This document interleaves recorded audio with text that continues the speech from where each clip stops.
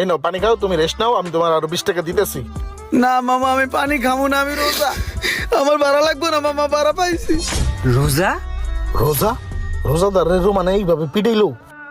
এই মিয়া, তুমি রোজা আগে কইবা না? হুদাই তোমারে ঘাড়াইলাম, এখন খারাপ লাগতেছে। আর রিক্সা চালায় কেউ রোজা রাখে? রোজা রাখে এই কষ্টের কাম করা যায়? মামা, রোজা তো প্রত্যেকটা মুসলমানের জন্যই ফরজ। কে ধনী কে গরিব এগুলো তো হিসাব করে লাভ নেই। আর মিয়া তারপরও তোমার বয়স কত হইছে? তুমি এখনই এই রোজা রাখারাই শুরু করে দিছো? এই বয়সে রোজা রাখে? মামা, আখিরাতে চিন্তা করলে এই বয়স টয়স কিছুই না। আমার যেই বয়স, এই বয়সের ইবাদত আল্লাহর কাছে অনেক প্রিয়। সারাটা বছর ঘুরে এই সিয়াম সাধনার মাস আসছে, এই মাসে 30টা রোজা যদি না রাখি তাহলে কি হবে? সারা বছরে আমরা অনেক উল্টাপাল্টা কাজ করছি, আর আমরা এই সিয়াম সাধনার মাস পাইয়া আমরা এই গুনাহ খাতাগুলোকে মাফ করাইতে পারি।